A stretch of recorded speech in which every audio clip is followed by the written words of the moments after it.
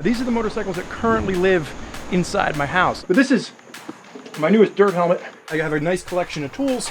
Everything is really organized. Are you ready for it? We had one rule from our producer Chase, and I'm about to break it. We were supposed to start by opening the garage door, but I wanted to start by actually, taking a little trip outside the garage. These are the motorcycles that currently live inside my house. I bought this house about 4 years ago, and I made some modifications to it right away to accommodate the motorcycle style that I really wanted to harbor. Let's get started with the bikes first, and then we'll go inside and we'll take a look. This is a 2018 KTM. I can officially say that this is a race bike now because I just raced it at the Beehive Enduro. Some of the times people will ask about modifications. This one's relatively bone stock, except for the suspension on this has been completely built out by Solid Performance.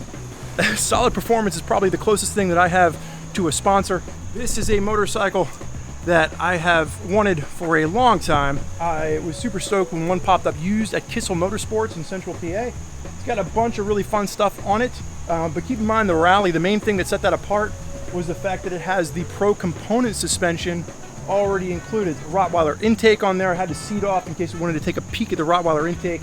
And then the bags on that have been my go-to luggage for adventure bikes since the original Tiger 800 that I bought back in 2015.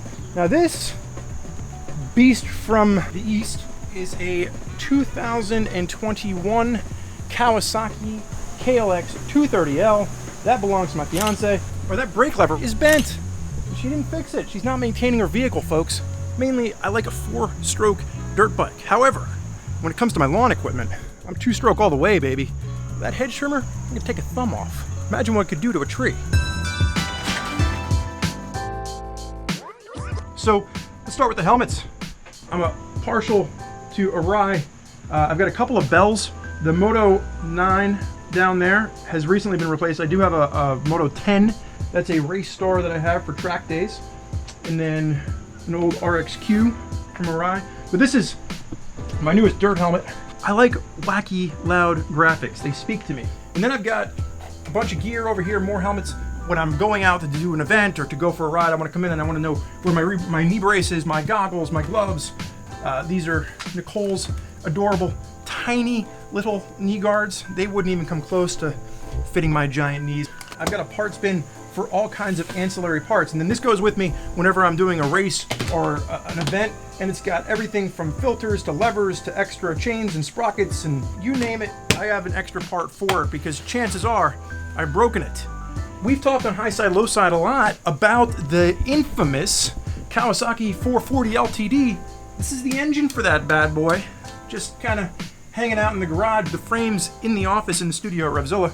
I like workbench space. So this is a workbench that I actually built when I was living in Nashville, and it's so sturdy and so stable that I wanted to bring it with me.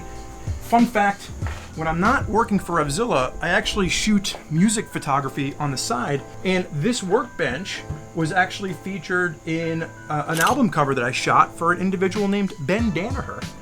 This little guy I should give a shout out to. So in here is a camping cot, and I got this at a little site called RevZilla.com. We sell camping equipment, by the way, and it has revolutionized the way that I go camping. So I talked earlier about the fact that when I bought this house, I made a special modification, and this garage was all closed off. I wanted to knock the rear wall out, create more space for motorcycles and other things. So the wall is gone. I built 2 doors, and now you can come from the garage right into the basement. So in addition to the one that's out in the main garage, I have a lift inside the basement, pegboard everywhere in this basement. I like having my main tools, wrenches, and things out where I can easily grab them. I have a nice collection of tools. Everything is really organized. As you can see, there are some guitar projects. That's another thing that I like to do if I'm not taking music photography. But this is going to be getting a refret and new tuners and a new bridge, and when I'm done with it, it'll play like a brand new guitar. In the back workbench, this was actually an old desk that belonged to my grandfather, but this is all of my woodworking tools. There's more guitar projects back here. The one thing that I wanted to point out was this little piece of artwork right here. This was a gift from one Ari Henning. Hey everybody. He made these frame photos of original vintage shop manuals for everybody, and this is a carburetor out of a vintage Honda. Absolutely one of my prized pieces of artwork, just because it's got so much damn thought into it. The other little thing back here is this is the original windshield off of my KTM 1090. It's got a big smash out of the right corner because there's an individual that goes by Overkill Andy on Instagram.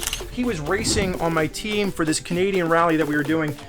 I fell over in front of him and he ran the bike over. That's a permanent reminder of don't ever trust an individual named Overkill Andy. An accurate tire pressure gauge. This is worth its weight in gold. I know this is expensive, but it's really good. Now, Ari Henning is an advocate for shop manuals, as am myself. I got a bunch of repair manuals for my motorcycles, including these from KTM, which I had printed out and bound because I like having a paper manual. The final thing that I wanted to point out, and if you're an older rider, you know that the peepers don't work so well after a certain age. So I use these bad boys to be able to see things that are tiny when I'm working. Mostly, I use these for guitar repair, but they actually come in handy with some motorcycle repair as well. So having a pair of magnification spectacles helps to make things a lot easier. With that, I think we've done a good job of showing you the inside of my garage. It's now time for you to get out and enjoy the ride on your own. So go ride a motorcycle.